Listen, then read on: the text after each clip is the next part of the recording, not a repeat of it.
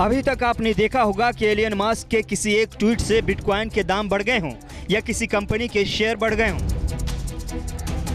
लेकिन अब ऐसा ही कुछ सॉफ्ट ड्रिंक दिग्गज कोका कोला के साथ हुआ है। और ये फुटबॉल स्टार क्रिस्टियानो रोनाल्डो के सिर्फ 2 लफ्जों से हुआ है। इन 2 लफ्जों में इतना बड़ा पैगाम और इतना बड़ा एहतजाज था, जिसकी वजह से इजरायली कंपनी कोका कोला की हालत खराब हो गई है। फलस्तीनी मुसलमानों के हक में हमेशा से आवाज बुलंद करने वाले रोनाल्डो के सामने प्रेस कॉन्फ्रेंस में इजरायली कंपनी की ड्रिंक यानी कोका कोला हो और रोनाल्डो उसे बर्दाश्त कर ले, ऐसा मुमकिन ही नहीं। यही वजह है कि यूरो चैंपियन मुकाबले में हंगरी की टीम को 3-0 से मात देने के बाद जैसे ही रोनाल्डो प्रेस कॉन्फ्रेंस करने पहुंचे, सामने में माइक के साथ कोका कोला के 2 बोतल रखे हुए थे। रोनाल्डो को बोतल देखते ही फलस्तीनी मुसलमानों पर इसराइली मजालिम और फलस्तीनियों के आंसुओं की तस्वीर जहन में गर्दिश करने लगी। तभी उन्होंने इतना बड़ा कदम उठाया कि इसराइली कंपनी खसारे में पहुंच गई। रिपोर्ट है कि रोनाल्डो के सिर्फ 2 लफ्जों की वजह से कोका कोला कंपनी का शेयर करीब 30,000 करोड़ रुपए तक गिर गया, जिसकी वजह से कोका कोला का जबरदस्त नुकसान हुआ है। याद रहे कि इस वक्त यूरो कप खेला जा रहा है। मैच के पहले और मैच के बाद में प्रेस कॉन्फ्रेंस करने का रिवाज है। इसी रिवाज की पासदारी करते हुए पुर्तगाल की टीम हंगरी से मैच जीतने के बाद प्रेस कॉन्फ्रेंस करने पहुंची। प्रेस कॉन्फ्रेंस में पुर्तगाल टीम के कोच और वहां के कप्तान रोनाल्डो ने मोर्चा संभाला,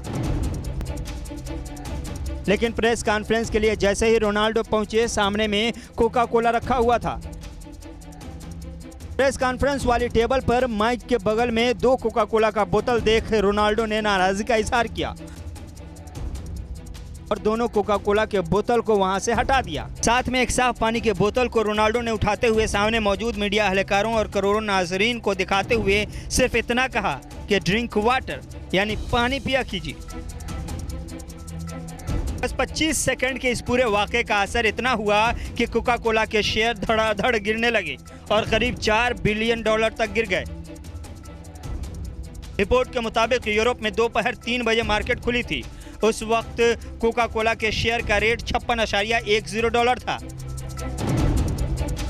आधे घंटे बाद रोनाल्डो की प्रेस कॉन्फ्रेंस हुई और उसके कुछ देर बाद ही कोका कोला के शेयर में गिरावट आनी शुरू हो गई और ये गिरावट $56 से $52 तक पहुंच गई।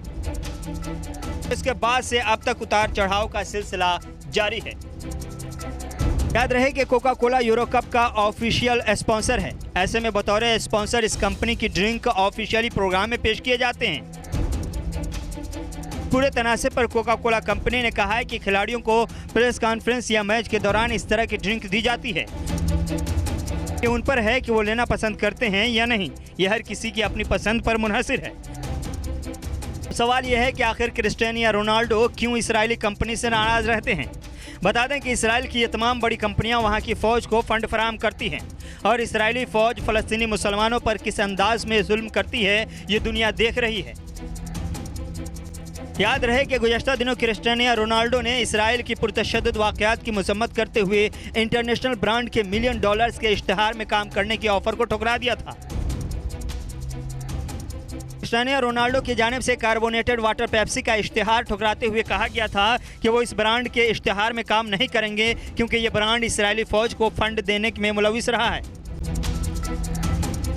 आलमी शोहरत याफ्ता पुर्तगाली फुटबॉलर क्रिस्टियानो रोनाल्डो फलस्तीनियों के हामी रहे हैं और कई मौक़ों पर रोनाल्डो ने फलस्तीनियों के हक में आवाज़ भी उठाई है।